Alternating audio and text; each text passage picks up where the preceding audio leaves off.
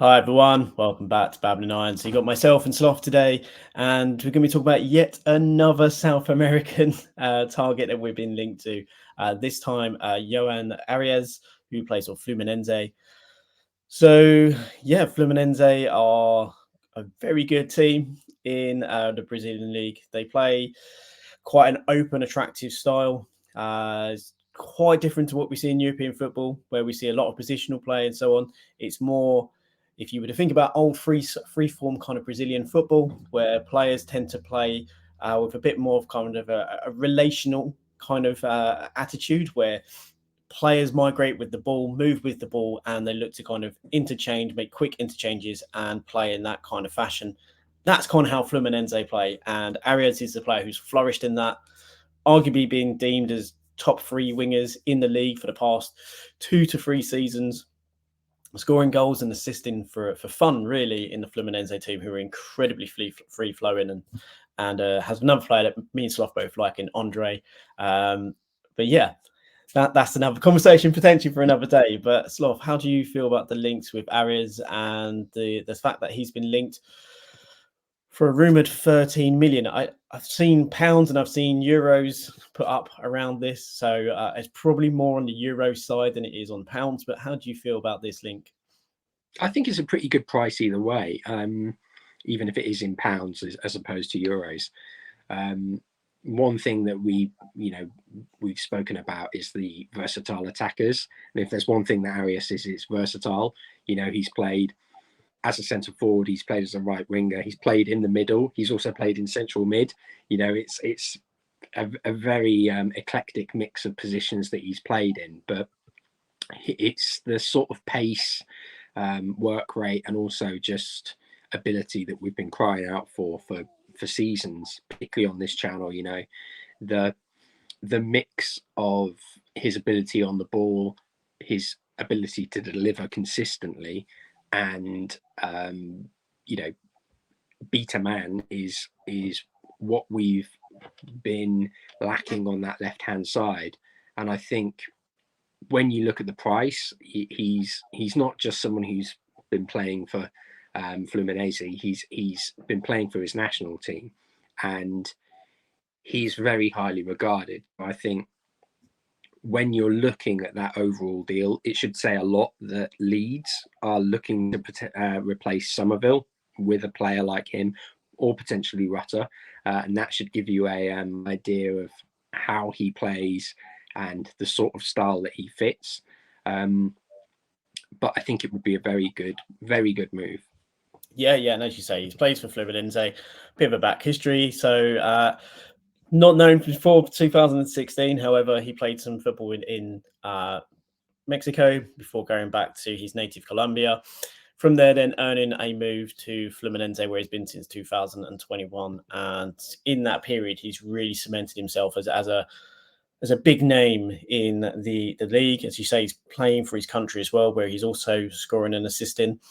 And it's probably a good thing to kind of look at certain things around Árias. So we kind of talked about his shooting ability being, very much up there in terms of the shots on target. It's an incredible kind of shots on target rate. 42% is, I know it sounds ridiculous. We say, oh, it's only 42%, but bearing in mind most players, even strikers, sometimes you see that around 26, 28% as a kind of shots on target.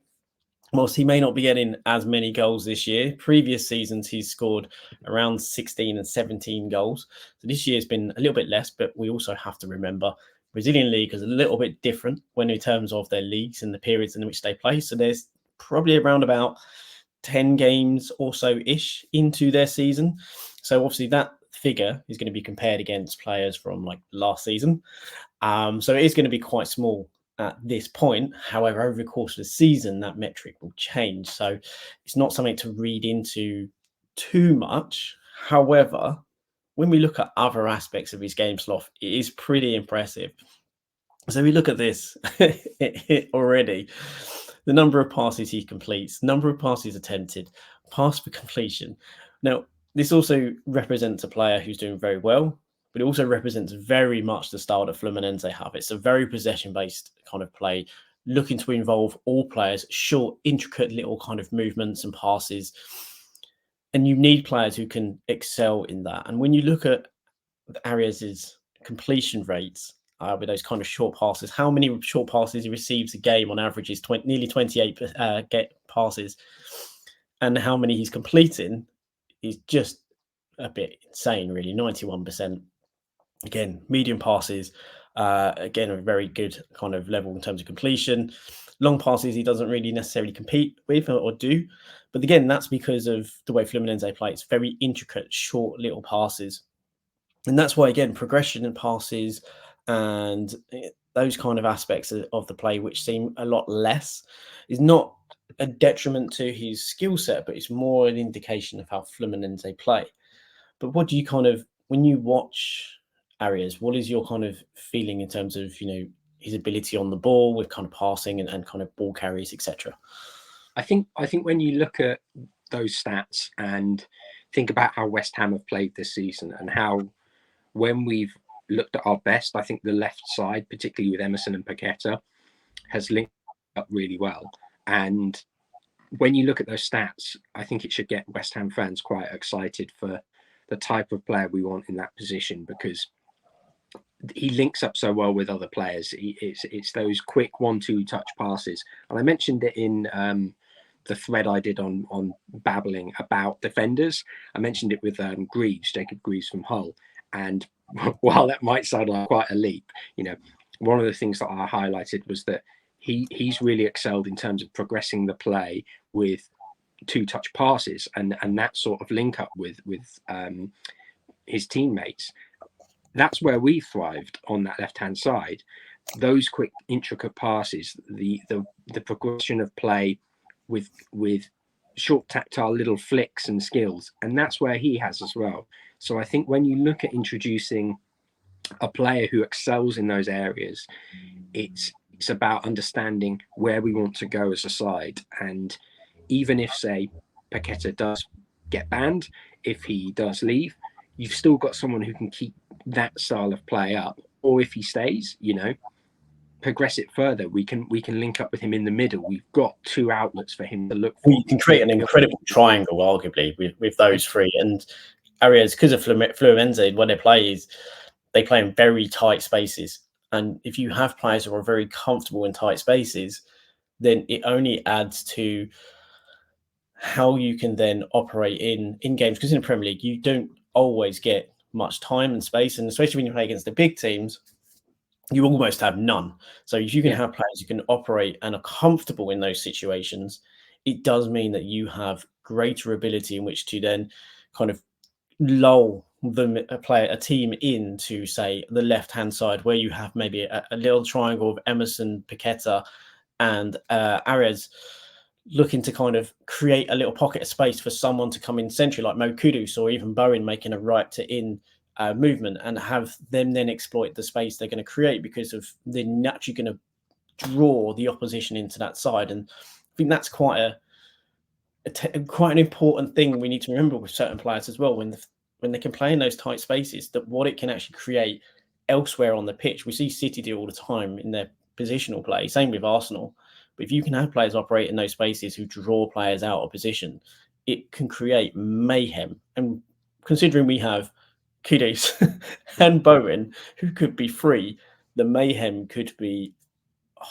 it makes you salivate at the thought of the types of situations that we can create. And I think it's really important when we look at this area when it comes to Árias.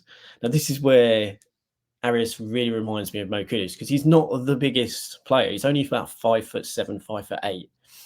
However, the amount of touches he gets in a game, because he's always available, consistently moving, it's like perpetual motion, always looking to receive the ball. As you can see in the final third, how often he is in and available in that final third to receive the ball. The take-ons are exceptional. Again, 5 take-ons per game. Of those, about half of those, give or take, is successful per game. Again, puts him in the upper 86th and 85th percentile, which is fantastic. Now, the success rate isn't great, but again, if you're receiving the ball that much, you're not always going to be as successful in terms of always going taking pass plays, because you're going to maybe receiving it in tight spaces, areas maybe where it's kind of not always advantageous for you as an attacker, but again, putting yourself in a position where you're going to have to commit players or you've been doubled up. It's these things like that don't kind of necessarily come out in those statistics. But again, ball carries, the distance he has carried the ball, and the progressive carries carries into the final third. When you just look at things like that, and how many times he receives the ball, how many progressive passes he receives, it just paints the picture of a player that in that middle to final third is a player that is just going to get the ball, drive you up the pitch, but he's also going to look to create and is going to, like with Mo Kudus, just cause problems for teams because he's just going to bring it at pace, and he has that great low center of gravity which you need if you're not a very tall player, to have that low center of gravity and deceptive strength, a bit like Mo Kudus. But yeah, I'm really excited when I watch him kind of carry the ball when he comes forward. I don't know about you, Sloth. What are your thoughts? No, I agree. I've mostly seen him play at the national level for Colombia, and obviously international football is different kettle of fish to how Fluminense play. And anyone who's watched Colombia will know that they thrive on the creativity and the pace they have with either wing and across the side. And I think that when you look at the contrast between how he can play for the national side, he can hit on the counter, but he can also look to progress the play.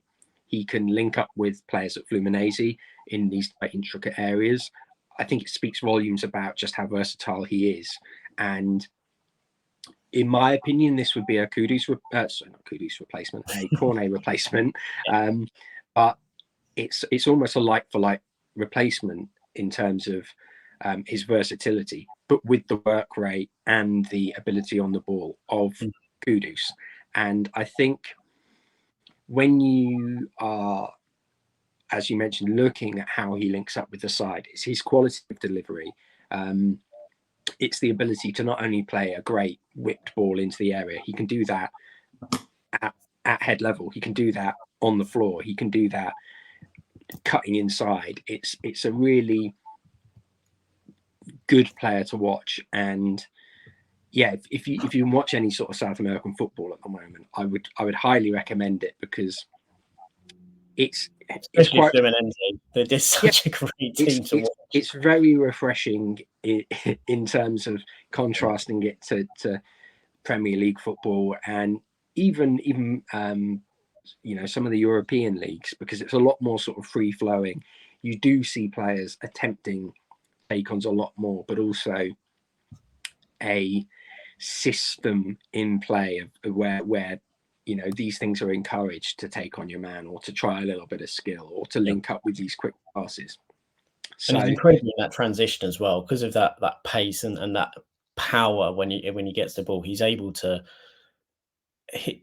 has that old school kind of tap and go mentality as well with the ball. And I think it's we've talked about how good he is on the ball and things like that, but something that we've always talked about with David Moyes was always that you need to be players that can work hard and do all of these things. And even with Lopetegui, he's always had these artisan type players, but there's always been this, you have to have work ethic.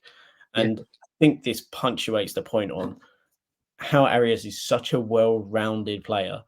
And, something that it's been always criticized of Benrahma is that he may do certain things on the ball, but he lacks that final quality.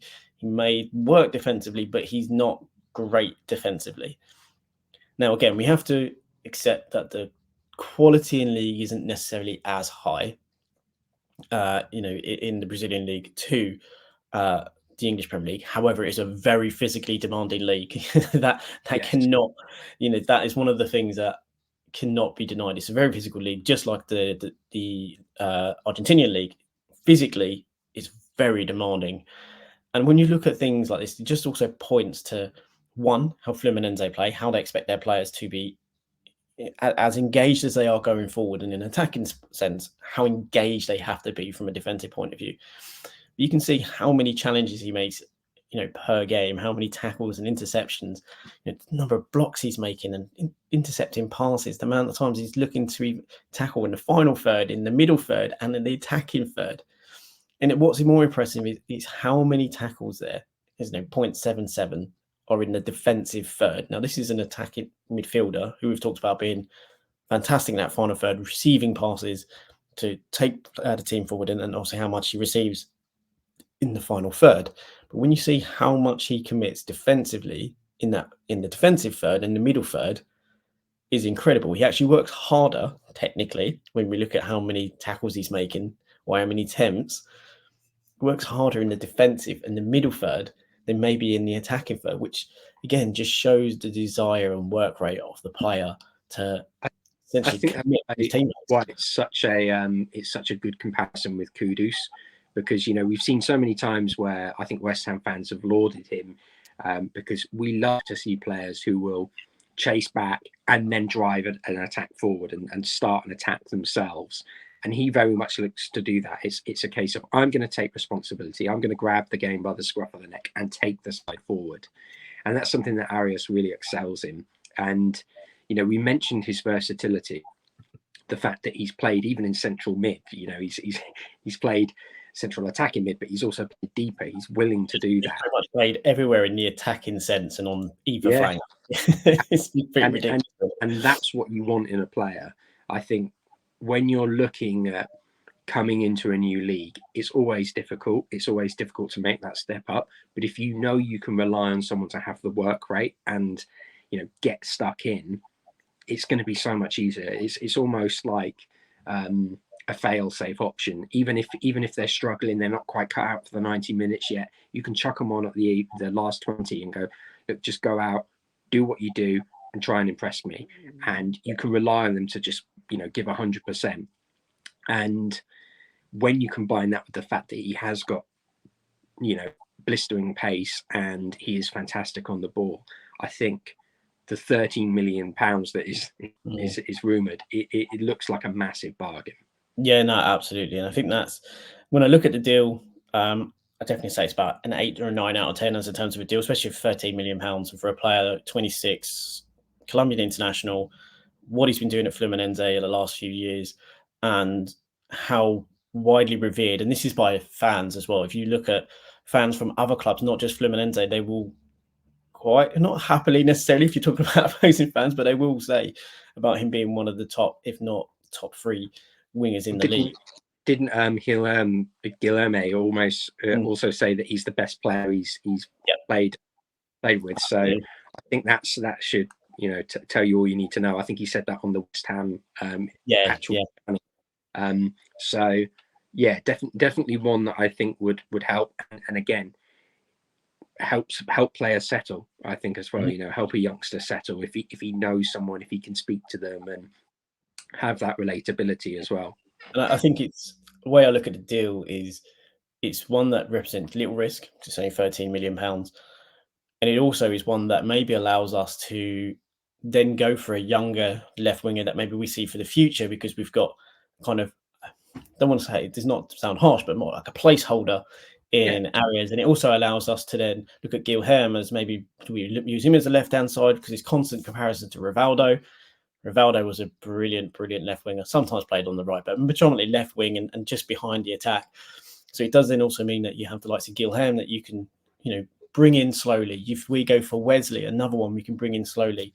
And again, it's a set of players that speak, Brazilian, Portuguese, players that can also help each other settle as well, all coming in at kind of the same time. And again, you have that experience with Árias, who is played in multiple leagues. So as I say, he's been in Mexico, he's been back in Colombia, and he's played obviously in Brazilian league. It gives someone that has that, I guess, that confidence to move through different countries, different cultures, play in different leagues, and again gives you that elder statesman. He's not too old. He's not massive. He's not old. He's 26. But in terms of the other players we've been linked to, it does give that kind of a bit more of an experienced head, and it's one that I kind of feel kind of excited about if we was to go and do the deal. But yeah, final thoughts, Sloth. What if you were to rate this? What would you kind of say about it, and what kind of do you feel this deal represents for West Ham? I think when you factor in everything, it's a really good deal. We did our review on Nicolas Sula the other day, and when you look at him, I think it's almost in contrast to the fact, we're saying, oh, it's we're almost stockpiling these left-footed players. Here we're looking at someone playing more comfortable on the other side, but versatile and a lot more proven over the course of many seasons. And I think financially as well, it's a really, really good prospect. So for me, it is sort of an 8 or a 9.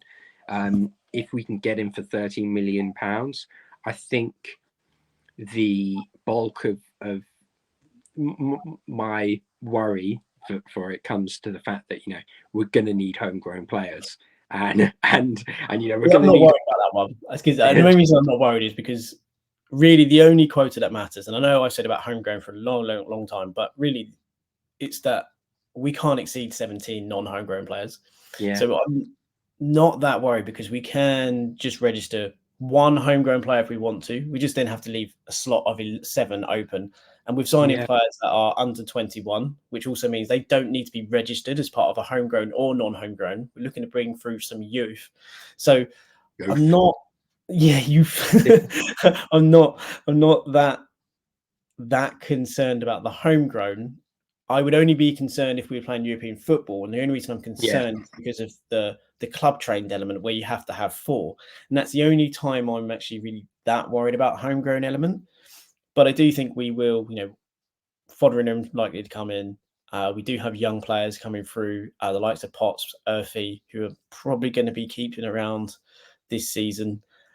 So I'm not necessarily worried if we were to lose, say, Downs and a couple of others from the homegrown quota, because we can register. I think it's about bolstering, and West Ham fans want to see homegrown players, but we also want to see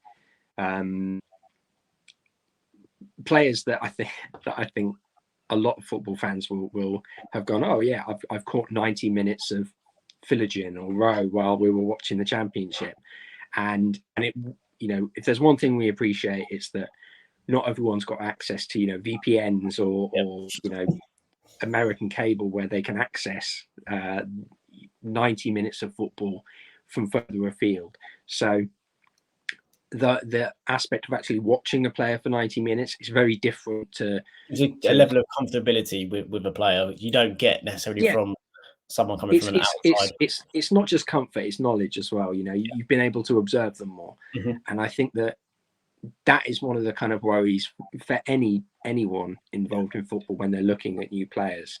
So when I mentioned Jacob Greaves, I think that would be a great addition, and I think it was one of those signings that would be ideal. Love, to be honest. But it would be ideal for this sort of style of football where we know these players can link up and we know they have the ability to do so. But in terms of this deal, I think it's fantastic. £13 million for a player who Leeds are looking at to replace Somerville or Rutter. I think it's brilliant. No, I completely agree, and I think we leave it there. We've rattled on for long enough, given enough superlatives to Árias. We've talked, really about mainly the positives. There are obviously going to be some downsides, like coming to a new league, having to settle, his size maybe being a factor in terms of dealing with the physicality.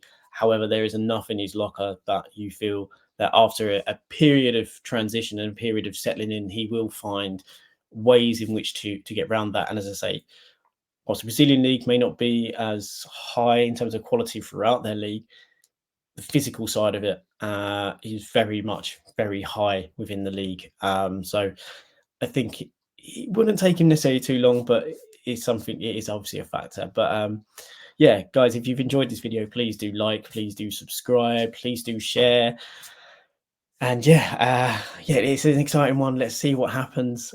There's loads more that are going to be coming through, obviously, throughout this window. But I think it's exciting times with the types of players we're looking at. I don't think this is something we looked at for in a while, and something me and you have begged for ages, to see these maybe smarter, more inexpensive deals that have been proving themselves in for lack of a better term, lesser leagues. So exciting times ahead, I think, in this window.